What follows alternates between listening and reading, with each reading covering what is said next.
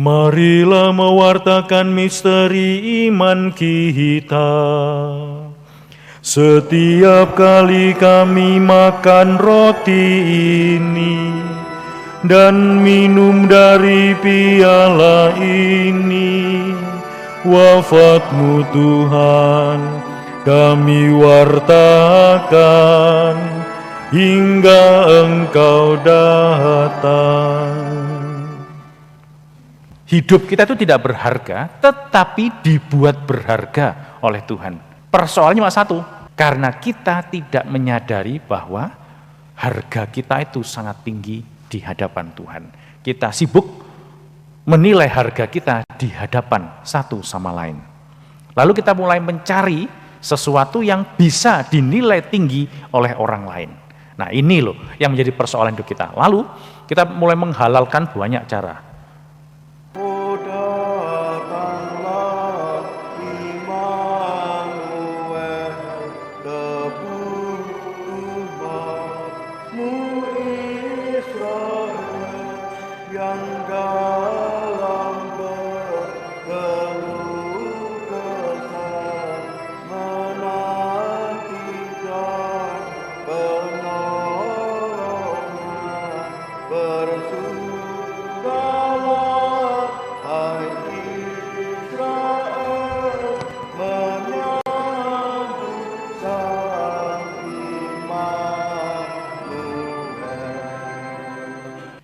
Dalam nama Bapa dan Putra dan Roh Kudus. Amin. Rahmat Tuhan kita Yesus Kristus, cinta kasih Allah dan persekutuan Roh Kudus bersamamu dan bersama rohmu. Para saudara yang terkasih, kita terus dalam hidup kita sehari-hari, kita terus berkutat pada besar kecil penghargaan orang dan apa penilaian orang dalam hidup kita. Tetapi kita lupa bahwa Tuhanlah yang memberi kita harga dan martabat yang sesungguhnya dalam hidup kita. Nah, kata mari di awal Ekaristi ini coba kita hening dulu sejenak. Kita menenangkan seluruh keinginan hati kita, seluruh gejolak dinamika perasaan kita, terus menyadari bahwa Allah punya peran dalam hidup kita setiap hari. Tuhan Yesus Kristus, Engkau diutus untuk menyembuhkan orang yang remuk redam hatinya. Tuhan, kasihanilah kami. Tuhan, kasihanilah kami. Engkau datang untuk memanggil orang yang berdosa. Kristus, kasihanilah kami. Kristus, kasihanilah kami. Engkau duduk di sebelah kanan Bapa sebagai pengantara kami. Tuhan, kasihanilah kami. Tuhan, kasihanilah kami. Allah yang Maha Kuasa, Bapa kita, mengasihani kita, mengampuni dosa kita, dan menghantar kita ke hidup yang kekal. Amin. Para saudara yang terkasih, kita ini kerap kali sibuk dengan yang tadi saya katakan dalam pengantar, besar kecil, martabat orang itu bagaimana, itu dari yang tampak semuanya. Pekerjaannya kalau dipandang itu mulia, itu dipandang orangnya pun, oh iya, bagus, jelek, tetap dipandang mulia, karena pekerjaan, karena reputasinya, karena track record-nya itu. Nah hari ini kita mendengar, tadi dalam bacaan pertama, Tuhan meneguhkan, hai kamu cacing Yakub, jangan takut. Kita ditegaskan, kita ini hanya kecil banget. Tetapi yang kecil itu besar jika Tuhan menjadi yang utama. Nah, masa Advent itu sebenarnya mengingatkan kita bahwa hidup kita itu tidak berharga, tetapi dibuat berharga oleh Tuhan. Persoalannya cuma satu, sehingga Advent kita rayakan terus menerus. Karena kita tidak menyadari bahwa harga kita itu sangat tinggi di hadapan Tuhan. Kita sibuk menilai harga kita di hadapan satu sama lain. Lalu kita mulai mencari sesuatu yang bisa dinilai tinggi oleh orang lain. Nah ini loh yang menjadi persoalan hidup kita. Lalu kita mulai menghalalkan banyak cara. Sekarang ini kan kalau orang buat akun Facebook, sekarang IG, Instagram itu, kalau followersnya itu, pengikutnya itu banyak gitu ya, waduh, merasa bahwa dia berharga.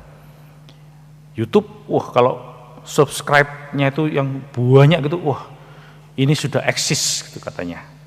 Orang merasa bahwa dia berharga kalau diakui oleh banyak orang, meskipun hanya virtual. Lalu ini mulai menyempitkan relasi satu sama lain. Lalu orang mulai sempit juga pandangannya tentang Tuhan. Kalau orang sering ketemu dengan orang lain, sering berkontak dengan orang lain, tidak hanya secara virtual, maka pandangan kita akan Tuhan yang hadir dalam diri pribadi-pribadi yang punya banyak kelemahan, yang kita hadapi langsung, karena seringnya kontak langsung, itu membuat kita terbuka akan Tuhan yang hadir dalam kesederhanaan, dalam kesalahan yang akan kita rayakan nanti juga di hari raya Natal. Dan sekarang ini kalau secara virtual, video call aja, lagi di mana, background bisa diganti. Udah, iya lagi di kamar ini, padahal lagi jalan ini, bisa. Kenapa? Mulai orang tidak tampil apa adanya, mulai banyak hal bisa membantu kita menutupi keaslian diri kita. Kalau kita tidak sadar, maka hidup kita akan dipenuhi dengan kepalsuan. Kalau yang virtual tadi itu kita bawa dalam hidup kita sehari-hari, maka relasi kita dengan orang lain pula menjadi tidak asli lagi. Kalau relasi itu tidak asli lagi, maka dengan yang kelihatan juga tidak asli, maka secara pribadi yang rohani pun akan menjadi palsu. Nah, coba ini kita renungkan, kita jangan sibuk dengan kriteria-kriteria manusia.